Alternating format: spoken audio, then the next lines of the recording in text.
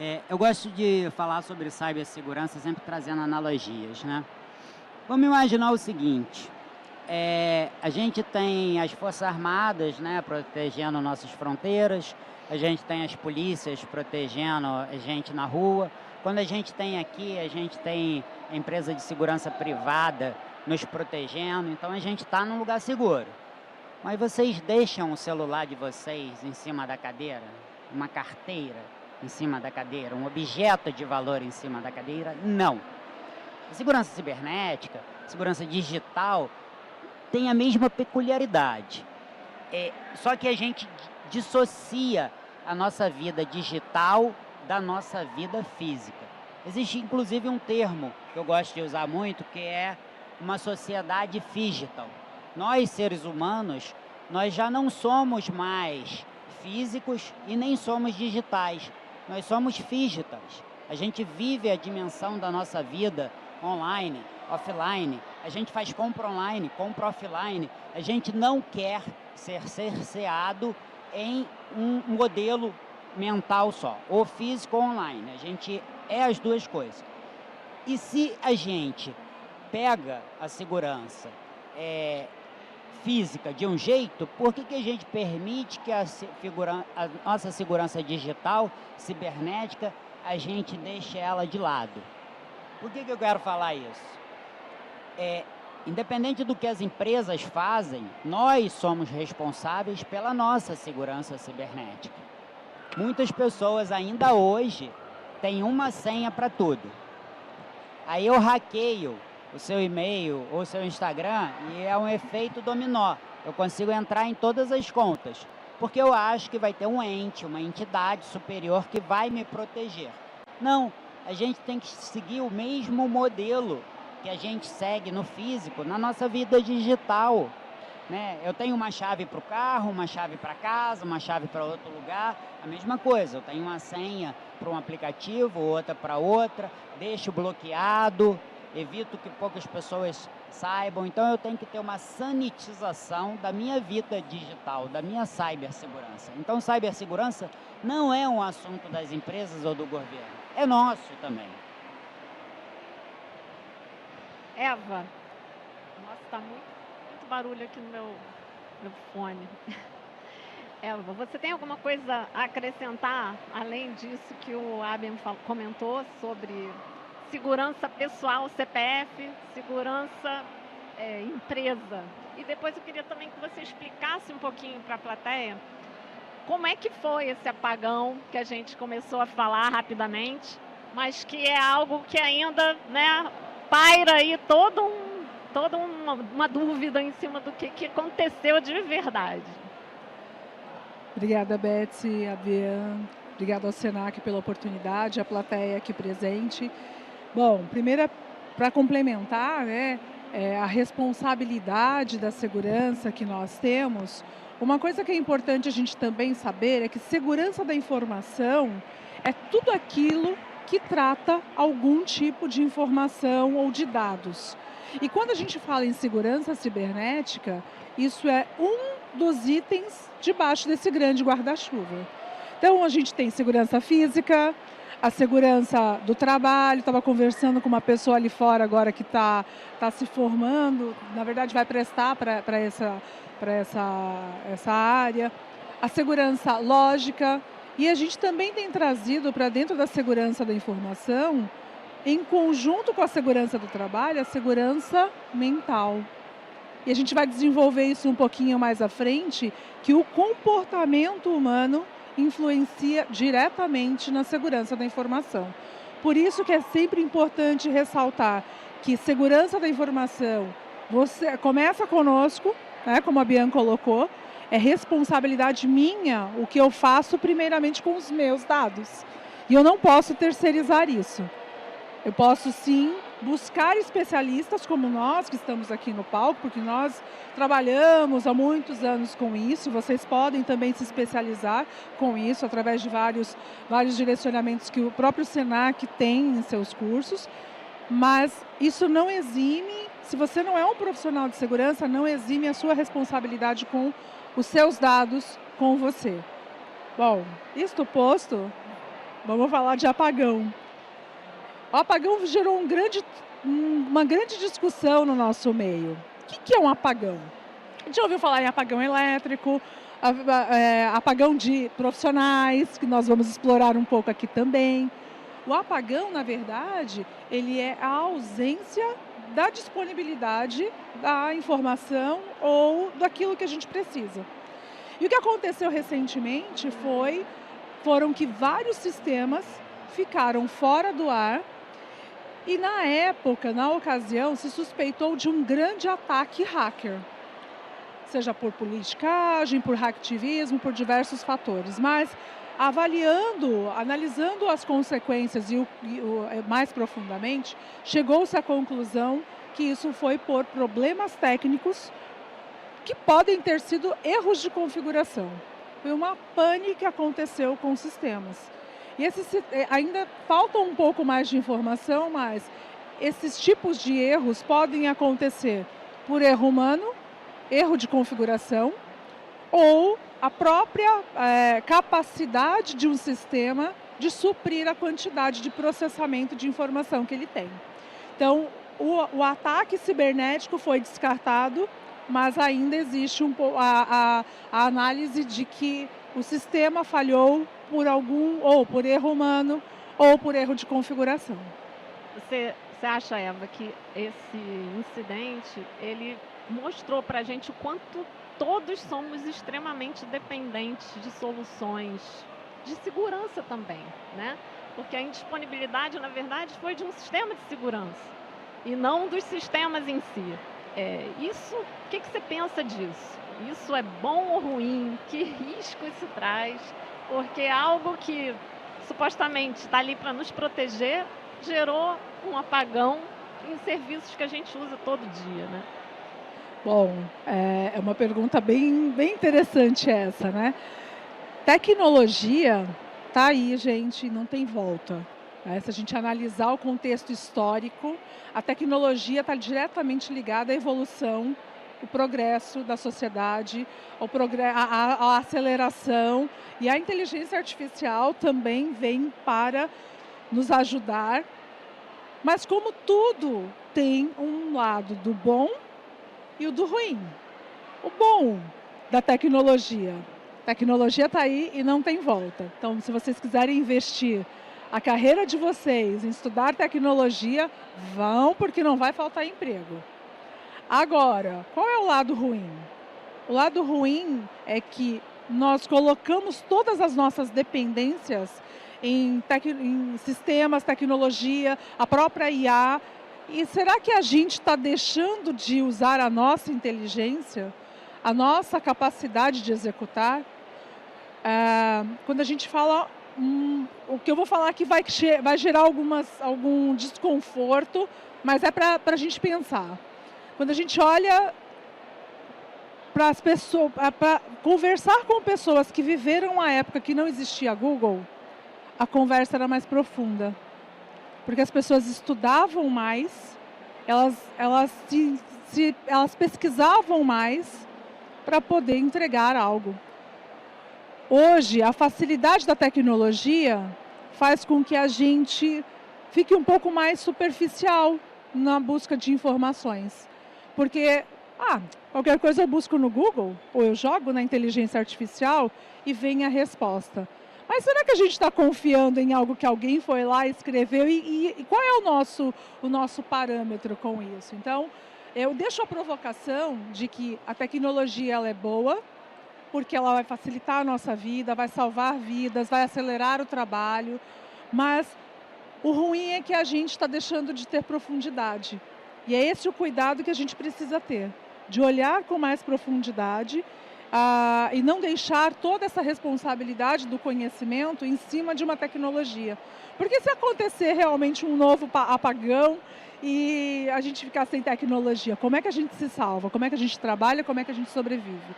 Uma palavra que é super importante dentro de segurança da informação é a resiliência.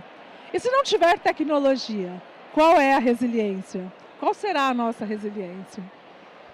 Eu queria escutar um pouquinho o Abin sobre isso, porque eu sei que ele é uma pessoa bem crítica e que valoriza muito as relações humanas. Queria escutar o que ele tem a dizer e fazer um contraponto aí com o que a Eva falou. Eu estudo IA há bastante tempo, né? E para quem não sabe, a gente teve uma explosão do uso de tecnologia desde 2012 para cá. Se algumas pessoas rememorarem, nem todos vocês estavam vivos talvez nessa época, ou eram muito jovens, mas não tinham tantos apps, não tinham tantas facilidades digitais. As facilidades começam em 2012 e o uso de IA também, porque nós não tínhamos poder computacional para rodar muitos algoritmos que no plano matemático já existiam. Tá? Então, inteligência artificial, para quem não sabe, está aí desde 1950. Alguns algoritmos que hoje estão sendo usados no chat GPT estão prontos desde 1975. Isso posto, eu quero provocar vocês. Nós sim temos inteligência artificial, mas vai demorar pelo menos uns 40 anos para termos sabedoria artificial. E entra nesse ponto que a Eva falou. A inteligência artificial está aí para facilitar o dia a dia, mas sabedoria só o ser humano tem, né? Então, isso é muito importante todo mundo diferir. Sobre o apagão cibernético, a Eva também falou sobre a resiliência. Uma das matérias que eu super apoio vocês estudarem, que está nos assistindo aqui no YouTube, estudem cibersegurança. Está tendo uma falta de mão de obra enorme, tá? Que nós também estudamos a resiliência. Se faltar o sistema A, eu opero com o sistema B. Se o sistema B, eu opero. Porque imagina o seguinte, a nossa sociedade, de fato, é muito dependente de tecnologia. Mas alguns serviços precisam continuar existindo, né? Uma cirurgia precisa existir, alguém voar, uma entrega de alimento. E aonde que a gente deu para ver como que o mundo ficaria complicado? Na pandemia. Na pandemia a gente viu muita coisa parar de funcionar. Então, por último, a questão das empresas estarem muito dependentes de um serviço, eu vou usar um termo em inglês, mas eu vou traduzir. Acontece o SPOF. SPOF é Single Point of Failure, ou ponto de falha em comum. Imagina uma torre, esse pilar que está no meio da gente, segurando tudo, só tivesse ele. Se alguém vai lá e corta ele, acabou tudo. E um dos pontos que cibersegurança e segurança da informação estudam é exatamente isso. Como que eu continuo operando? Então, sim, dentro de segurança da informação, por exemplo, quando você estuda, se eu precisar rodar no manual, o que eu faço? Vai ser difícil? Vai. Mas muitas empresas, quando são atacadas por cybercriminosos, elas precisam operar 2, 3, 4 dias no manual algumas coisas. Então é super importante a gente saber isso. Eu recomendo o filme O Mundo Depois de Nós. É um filme que foi produzido pelo Barack Obama. Ele tem questões sobre como que o mundo tecnológico ele pode ser manipulado e as consequências disso, e traz óticas bem interessantes, recomendo olhar, tá? Vocês assistirem. Mas assim, lembrem-se, inteligência artificial não é sabedoria artificial e a gente precisa entender o que a gente vai rodar. O Instagram ficou fora do ar, minha vida acabou? Minha vida social acabou? Não, eu vou chamar amigos para minha casa, para tomar um café, um drink. Ah, o TikTok acabou. O que eu faço? O X saiu do ar. O X saiu do ar. Vai ter outra rede. Ah, eu faço uma resenha com os amigos. Ah, todas as redes ficaram fora. Passa a mão no telefone, ainda existe o telefone, liga para os seus amigos e marca uma resenha em casa. Veja só, eu sou uma pessoa que ama tecnologia, minha carreira. Eu comecei a mexer em computador com 8 anos de idade, em 1984. Os pais de vocês nem eram nascidos, eu já mexi em computador. E eu amo tecnologia, mas a gente não pode deixar de lado a nossa vida física. Aquela brincadeira que eu fiz, nossa vida digital, a nossa vida física, e nós somos seres humanos digital. Sim, a gente tem uma instância física e a gente tem que pensar, parou o digital, parou o informático. O que eu faço da minha vida? Como que eu rodo a minha vida? Eu acho que é um pouco isso, Betsy. E às vezes a gente está tão imerso nisso tudo, né? Que fica preguiçoso mesmo, né? A gente para de observar as coisas à nossa volta, a gente para de fazer um teste para configurar alguma coisa, porque está confiando que a IA vai nos ajudar ou que o processo, enfim. Mas realmente tem setores da sociedade que são bem mais vulneráveis a esse tipo de falha, né? Sei lá, saúde, que talvez seja difícil da gente substituir por algo só manual, tem monitoramento, enfim. O que a gente pode fazer para não ficar tão dependente? Eu sei que o Abner já falou aqui da resiliência. Tem ferramentas, tem treinamento, tem processos. Queria que vocês falassem um pouco sobre isso. Eu queria até antes complementar uma fala do Abner para trazer uma reflexão. Quando a gente pensa no universo aqui de tecnologia, a gente pensa numa tríade: pessoas, processos e tecnologia. Nenhuma tecnologia existe se um humano não criá-la. E para que uma tecnologia funcione, o humano precisa configurar. Para que a tecnologia funcione, o humano opera. Ele precisa até entender para que ela serve de verdade. Exatamente. Né? Senão ela não vai ser útil, ela vai atrapalhar. A inteligência humana. Nenhum processo é escrito se o humano não desenhar. E ele não serve para nada se o humano não seguir. Então, no final do dia, no final das contas, de todas as contas, o humano, a pessoa, faz parte de todo o ecossistema. E as relações são formadas por pessoas.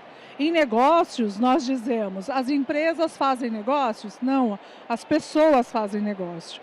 Se eu me relacionar com a Betsy ou com o Abian de algum processo comercial de negócios, nossas empresas são diferentes, mas somos nós que fazemos essas relações. Então, e aí eu trago muito a coisa da consciência, da conscientização. Nunca esquecer de pessoas, nunca esquecer do relacionamento de pessoas. Eu conheço pessoas que no mundo digital é super influente, mas ela passa por você num evento, num corredor, ela não fala com ninguém. Ela está fechada numa ostra. E isso causa problemas da segurança mental. Por isso que eu disse que a segurança mental também é algo muito importante para que a gente olhe. Então, o meu apelo aqui é: usem tecnologia da melhor forma que vocês puderem, mas jamais esqueçam das relações humanas, porque é essa relação que faz a roda girar. Falando dos mercados, né, da sua pergunta inicial, como é que a gente faz para que a gente continue trabalhando a tecnologia, eu acho que tem tudo a ver com essa fala que eu trouxe. A relação humana, ela está diretamente ligada com a tecnologia. E a melhor forma da gente utilizar tecnologia é sim colocar o nosso fator humano nela e dar a devida importância do fator humano, com capacitações, com treinamentos, com conhecimento aprofundado, com compartilhamento consciente de informações, e com isso a gente também trabalha a resiliência. Quer completar?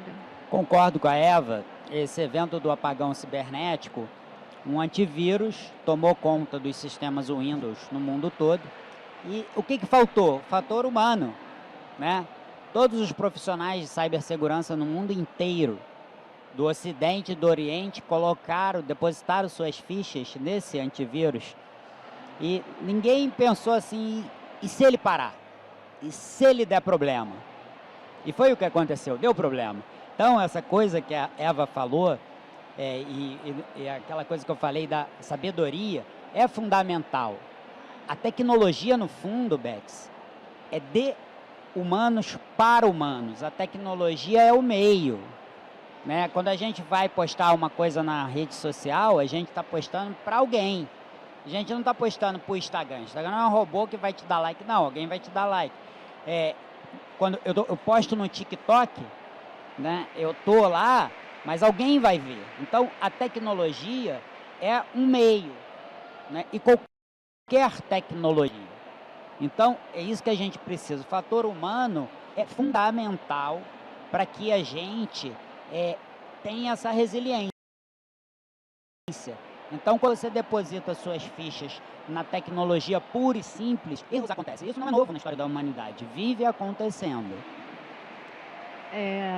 E a gente precisa tirar lições dessas coisas que acontecem, né? Você falou aí da pilastra, eu logo imaginei isso tudo caindo aqui na nossa cabeça. Mas tem outras. Porque esse tem é o outras. ponto, esse é o ponto.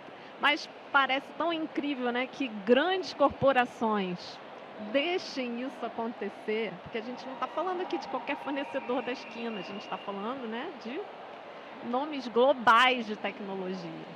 E tenho certeza que eles também aprenderam lições nesse caminho, mas eu vejo também algumas oportunidades diante disso. A gente falou um pouquinho, a Eva falou rapidamente de oportunidades, né, de carreira, de estudar, o Adam também.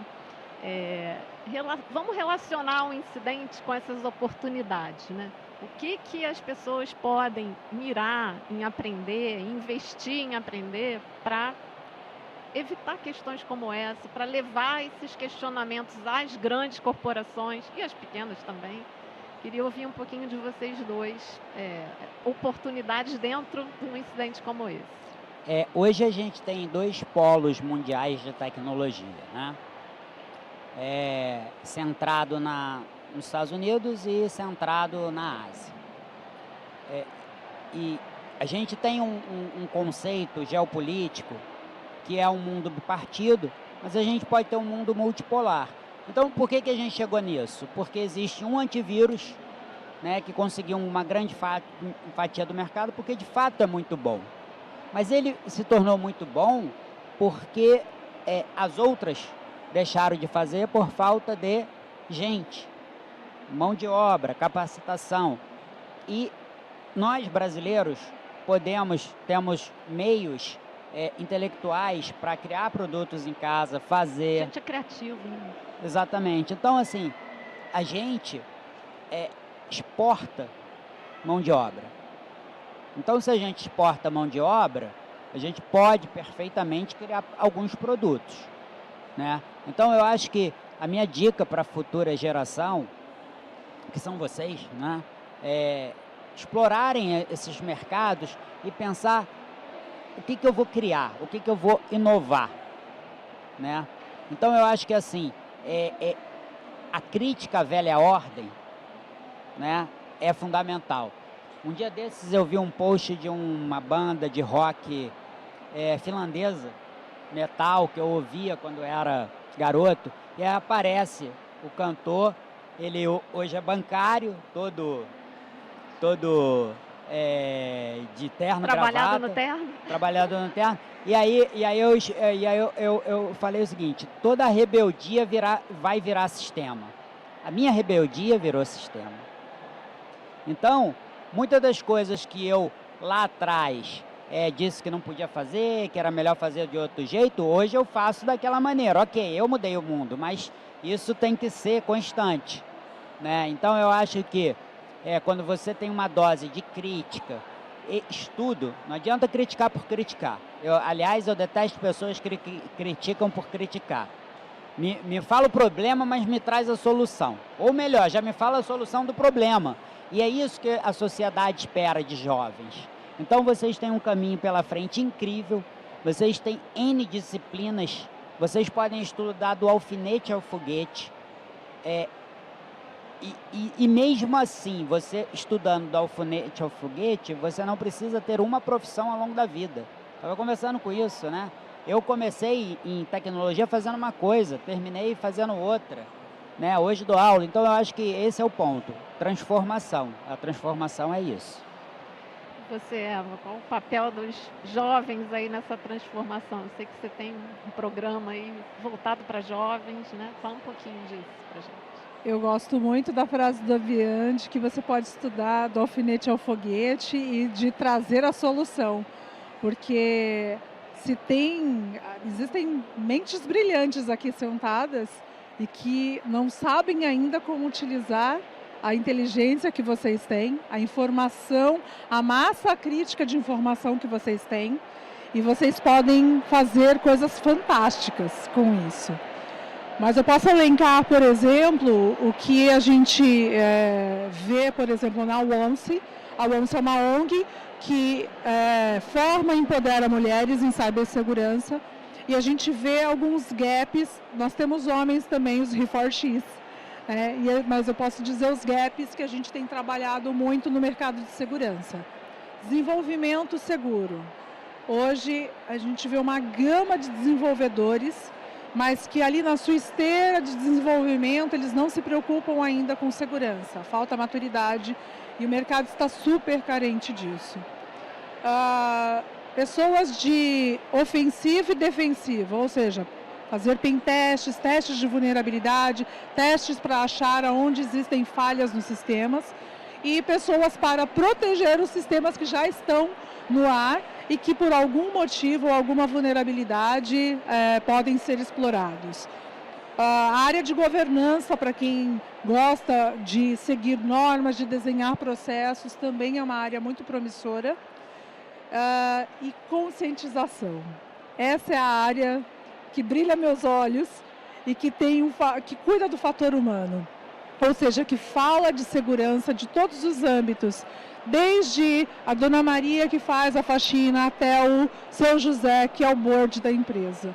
Porque a gente não tem a pretensão de que todo mundo seja especialista em segurança, mas que tome para si a sua responsabilidade de segurança. Mas se a gente não informar o que essas pessoas precisam fazer e qual é o olhar crítico, o que elas precisam prestar atenção, como elas saberão como se comportar? Então, conscientização em segurança da informação e privacidade tem tomado uma proporção muito grande nas empresas, e é uma área que recebe pessoas multidisciplinares. Então, com visão de marketing, com visão de educação, com visão de gamificação, com visão de psicologia, de psicoterapia, para analisar comportamento humano. Eu elenquei aqui poucas áreas, mas tem muito mais do que isso. E eu convido vocês a conhecerem um pouco mais de segurança da informação. A gente vai estar por aqui, mas estamos disponíveis para tirar a dúvida.